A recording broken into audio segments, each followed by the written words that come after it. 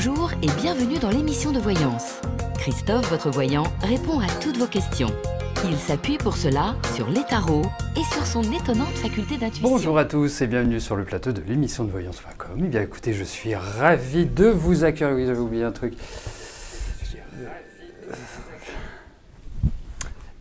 De vous accueillir pour cette nouvelle émission de voyance en direct. J'avais oublié de couper le son, j'étais en train d'écouter de la musique de relaxation. Et je l'ai oublié tellement elle était relaxante.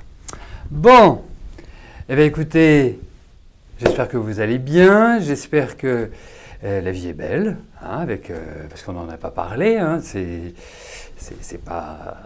j'espère que la vie est belle avec notre nouveau président de la République, enfin qui sera intronisé dimanche matin, hein, notre président jeune et joli. Alors je sais, qui m'a fait cette remarque, on ne dit pas joli pour un homme, on dit beau. Mais c'était en référence à un journal féminin. Voilà. Que voulais-je vous dire d'autre ce soir? Eh bien, et vu que les émissions reprennent, eh bien, l'émission Privilège reprend. Qu'est-ce que l'émission Privilège? Je vais vous rafraîchir un petit peu la mémoire. L'émission Privilège est l'émission qui vous donne la certitude que je répondrai à votre question, ou à vos questions, puisque vous pouvez poser plusieurs questions, moyennant une participation forfaitaire de 19 €. Donc ce soir, à partir de 18 h, vous souhaitez poser une question, vous vous inscrivez depuis la page Les programmes, vous remplissez le formulaire, et yallah, je m'occuperai personnellement de vous ce soir. En sachant qu'à la différence de l'émission quotidienne, il n'y a pas d'obligation à ce que vous soyez présent. Si vous l'êtes, c'est mieux, mais si vous ne l'êtes pas, ce n'est pas grave, puisque si j'étais amené à vous demander une précision, je le ferais avant le démarrage de l'émission. Et bien entendu, dès le lendemain matin, vous recevrez le lien vous permettant d'écouter ou de réécouter votre réponse. Bon, comme vous pouvez le constater, je n'ai pas perdu le fil de l'émission. Et que voulais-je vous dire? Ben non, j'enlève pas mon alliance. Non, je montre qu'en 27 ans, je n'ai pas pris un gramme. Voilà. Voilà.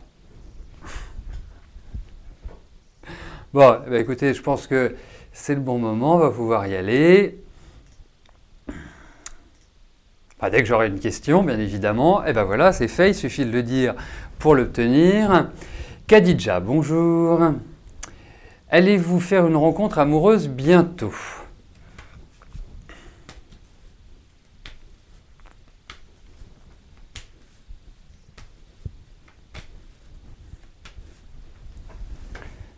Allez, voyons Khadija, au niveau affectif, ce qui va se passer.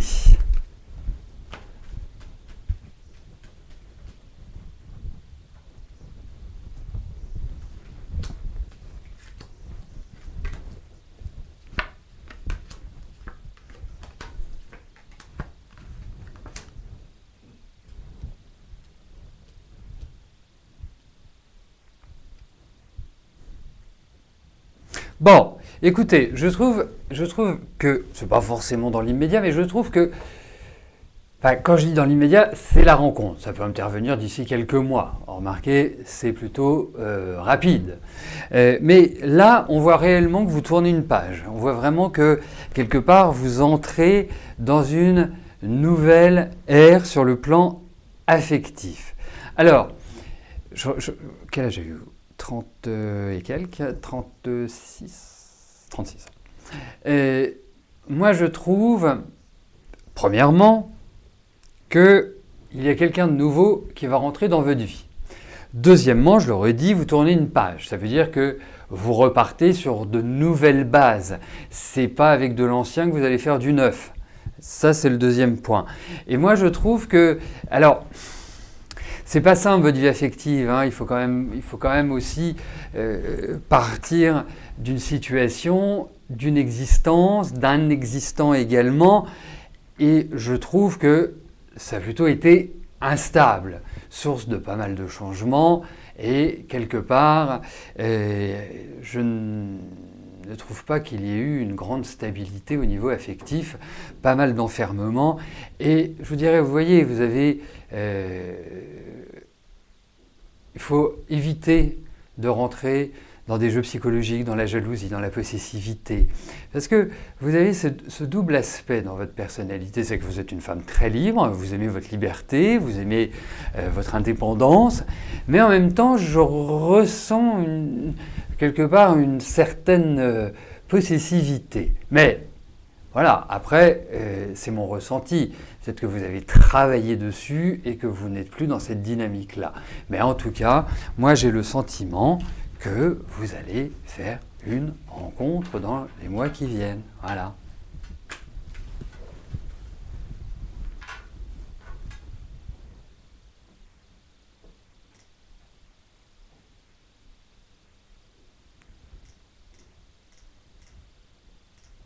Laetitia, bonjour. Vous êtes en congé parental, pour arrondir vos fins de mois, vous êtes dog-sitter. Donc vous vous occupez de nos petits animaux qui aboient. Hein. Est-ce que vous allez avoir d'autres gardes? Est-ce que cela sera régulier?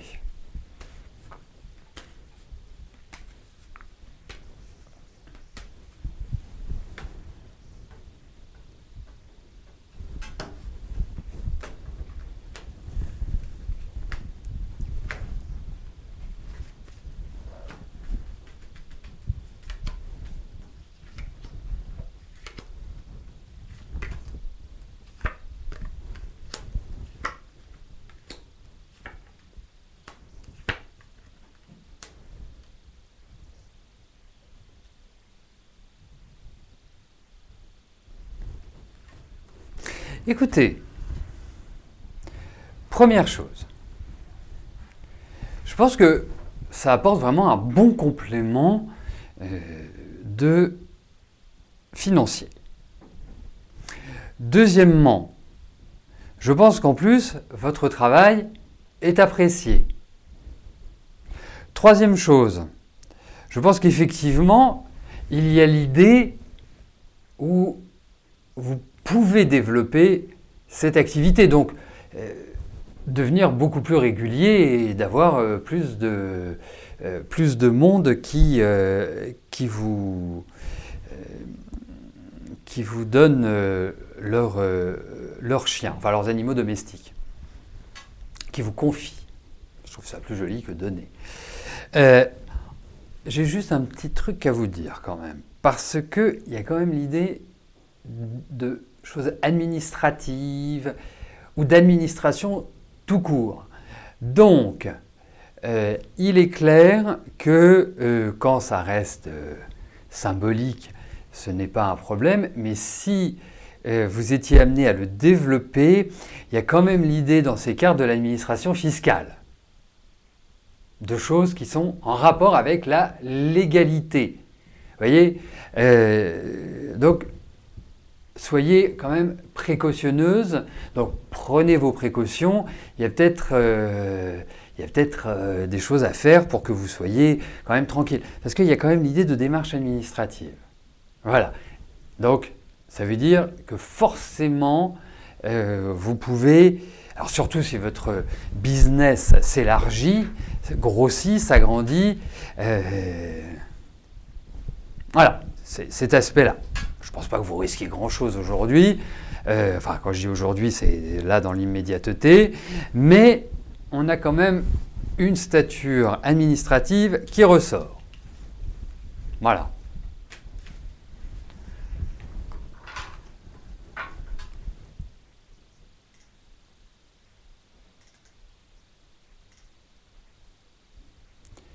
Alors...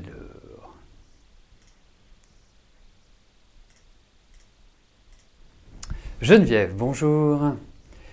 Est-ce que je vous vois partir en juin en vacances une semaine car vous devez laisser votre maman qui a 97 ans en bonne main et bien entourée malgré tout? Est-ce que vous pouvez partir tranquille?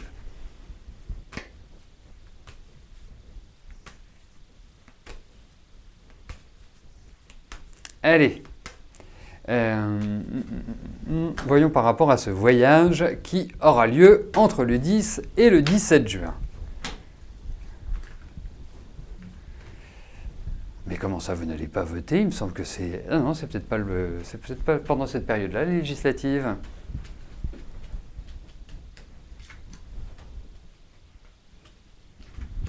Je crois que c'est le 18, ça m'a marqué, parce que ça reste quand même une date assez importante pour nous Français.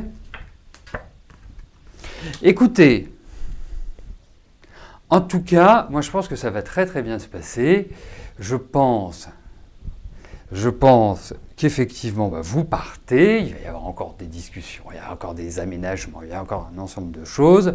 Mais en tout cas, moi je vous dirais une chose, c'est allez-y. Voilà, je ne vois pas de catastrophe. Hein.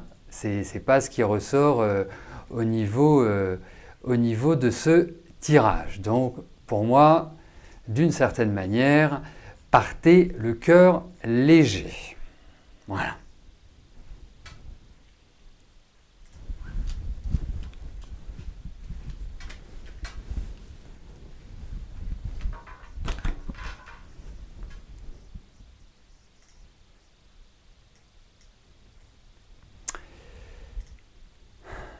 Eugénie, bonjour.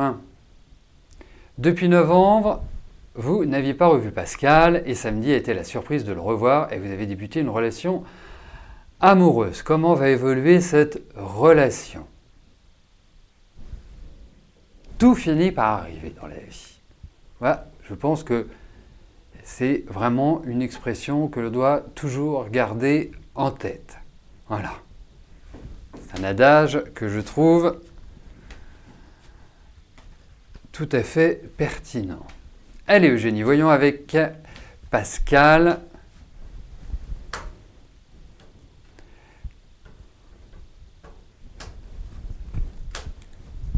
Et il y en a un autre que j'aime bien, c'est la persévérance est avantageuse. Ça, ce n'est pas de moi, c'est tiré du I Ching.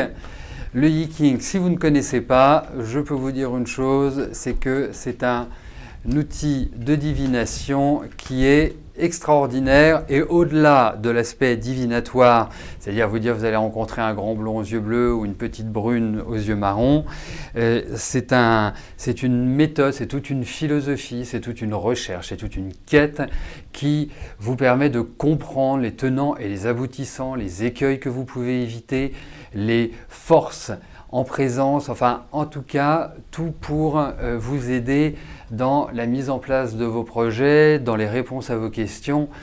Si vous ne connaissez pas, vraiment, allez dans une librairie ésotérique proche de chez vous, feuilletez-le et bien évidemment commandez-le sur le site de l'émission. Non, je plaisante, parce que c'est vraiment extrêmement intéressant. Alors, c'est curieux parce que dans votre... quelque part dans votre relation, je ne dis pas que c'est comme si vous vous connaissiez depuis longtemps, parce que ce n'est pas forcément le cas, mais il y a de cela. Après, je pense que Pascal, et c'est ce en quoi ça peut aussi vous convenir, est quelqu'un qui est très indépendant. Voilà, il aime avoir sa tranquillité. Et en même temps, il faut donner du temps au temps. Mais je pense que c'est une relation qui peut vraiment prendre un élan positif, même si lui, il est quand même dans l'observation, un élan positif pour la suite.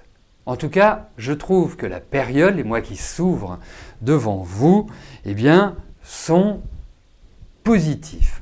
L'autre point, c'est ne vous mettez pas martel en tête, ne vous tracassez pas, ne vous crispez pas, ne vous torturez pas, vivez l'instant présent.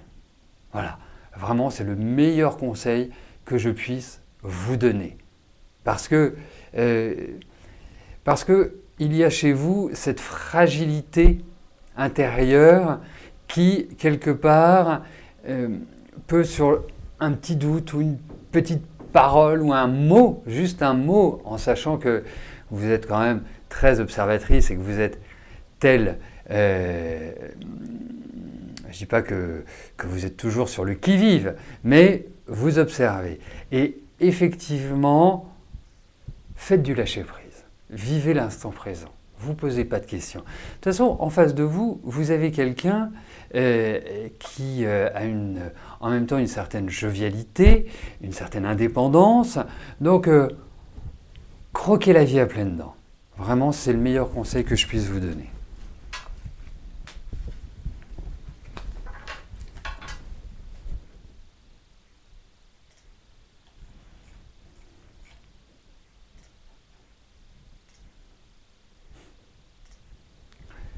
Christelle, bonjour. Est-ce qu'Olivier va bientôt vendre sa maison pour se rapprocher de vous comme il vous l'a dit?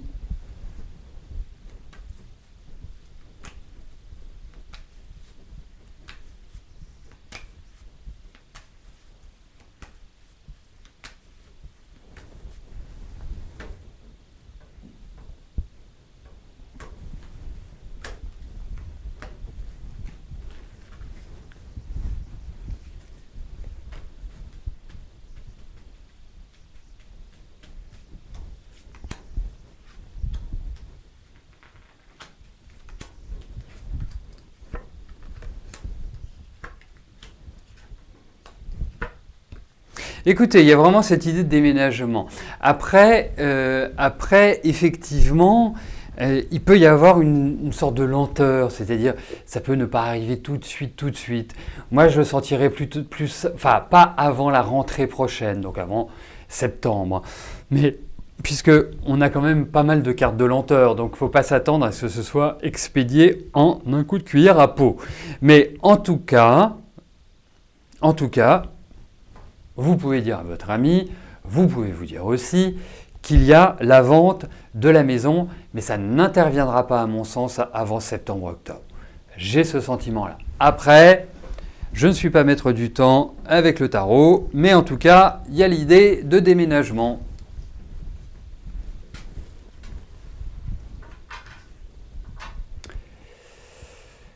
Alors,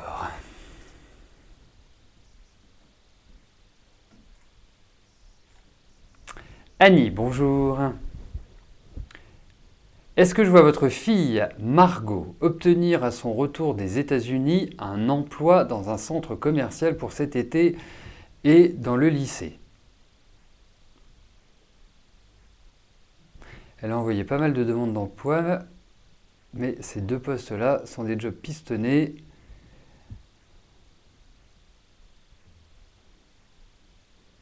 Ah oui, ok, je comprends. Il y a une double question en fait. L'idée, c'est d'avoir un job d'été et ensuite d'avoir un contrat d'une année dans un lycée à partir de la rentrée. Je crois que j'ai compris. Bon, alors étant donné que ce sont deux questions différentes, je ne peux pas synthétiser, pardon. Donc, je vais regarder par rapport la première question, c'est-à-dire le job d'été.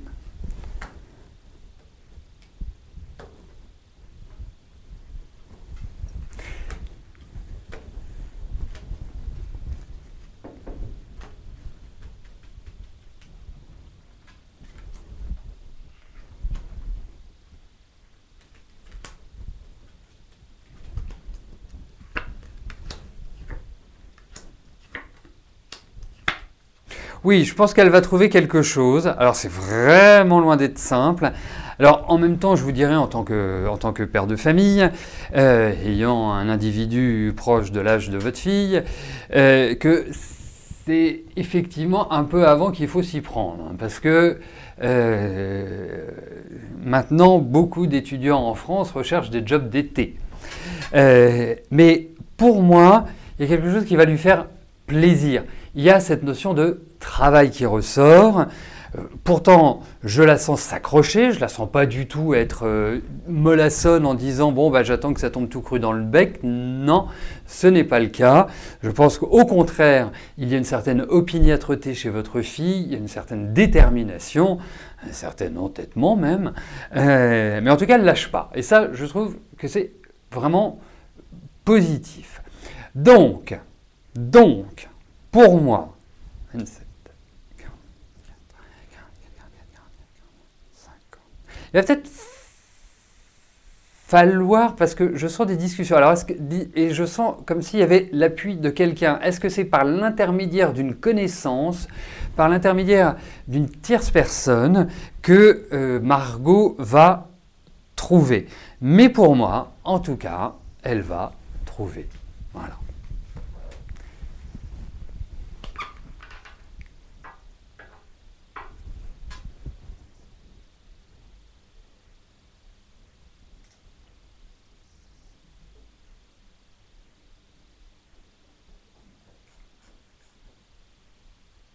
Sylvie, bonjour. Votre mari Yves doit, à partir de juin 2017, travailler jusqu'à fin août, voire fin septembre, à Carnac en tant que saisonnier comme boucher. Il y aurait une possibilité que cela devienne un poste définitif en CDI. Est-ce que je pense que cela puisse se réaliser et que vous puissiez vivre définitivement à Carnac ?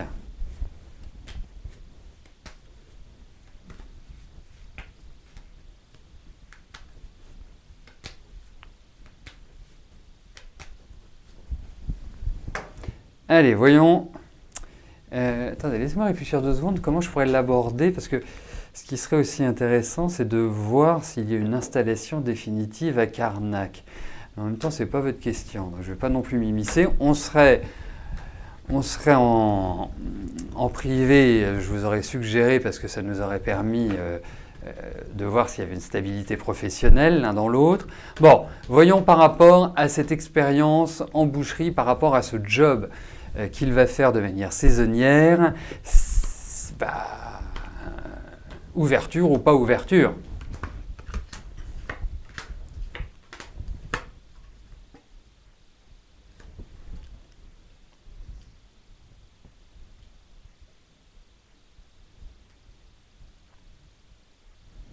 Alors, je sais que le métier de boucher n'est pas un métier facile, hein, même s'il a évolué positivement depuis quelques décennies, mais je trouve que ça va vraiment pas être simple. Ça va être vraiment, quelque part, éprouvant. Parce que, je veux dire une chose, c'est que je trouve votre mari fatigué déjà à la base, donc je suppose qu'en tant que boucher, il va porter pas mal de poids sur ses épaules. Et il commence quand? Le 23 juin, donc c'est dans 1 mois et demi, vraiment un conseil d'amis qu'il aille faire un petit peu de détente du corps, qu'il aille se faire regarder un petit peu tout ça, parce que je trouve qu'il y a une fragilité. Donc, fragilité plus fatigue, c'est pas terrible quand on doit porter des carcasses. Hein, ou quand on doit porter des choses qui font 10, 15, 30, 50 kilos. Hein, je ne vais pas vous l'apprendre. Mais en tout cas, mis à part ce petit aléa, eh bien, je trouve que, en fait, c'est un... Vous voyez, là, ce que votre mari Yves va faire, ce n'est pas une finalité, c'est un point de départ. C'est quelque part, ça va lui permettre de rebondir. Je suis pas certain que ça se fasse dans le même environnement que là où il est. Mais en tout cas, j'ai l'impression qu'il y aura de bonnes nouvelles, quelles qu'elles soient. Il y aura vraiment une satisfaction par rapport au travail. Surtout qu'il faut quand même voir une chose, c'est que votre mari est quelqu'un de courageux. Alors je ne vous dis pas ça pour dire que votre mari est courageux, mais c'est le cas. C'est quelqu'un qui, on va dire, qui est responsable. Donc, pour moi, ça va avancer, ça avance dans la bonne direction. Ce n'est pas forcément dans ce cadre-là que j'envisagerais, c'est-à-dire là où il sera géographiquement, que j'envisagerais la suite, mais derrière, il y a quelque chose qui s'enclenche. En tout cas, il y a une concrétisation, il y a une formalisation, il y a quelque chose de beaucoup plus agréable. Voilà. Donc, ça va dans la bonne direction.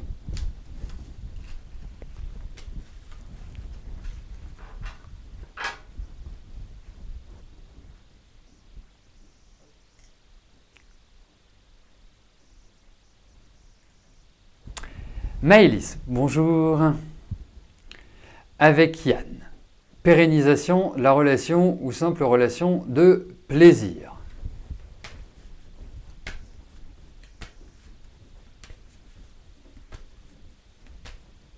Allez, voyons la suite à donner à votre relation avec Yann.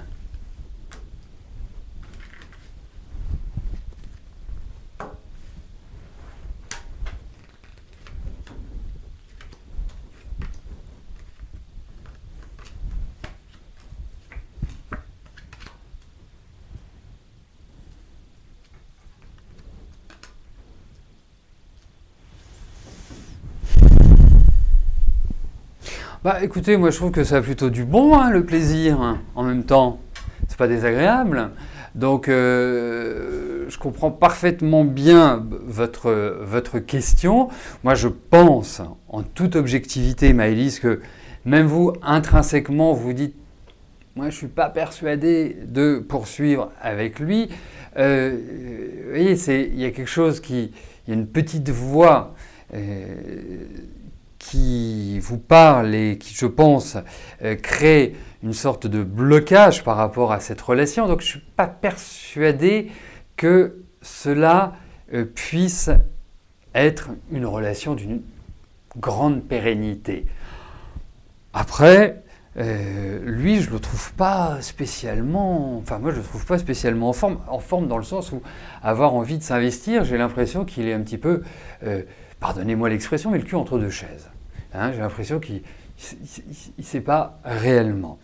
Donc, ce qui est assez paradoxal également, c'est qu'on pourrait dire un jour oui, un jour non, un jour oui, un jour non, un jour oui, un jour non. Donc pour moi, je pense que c'est compliqué de trouver un équilibre dans ces conditions-là.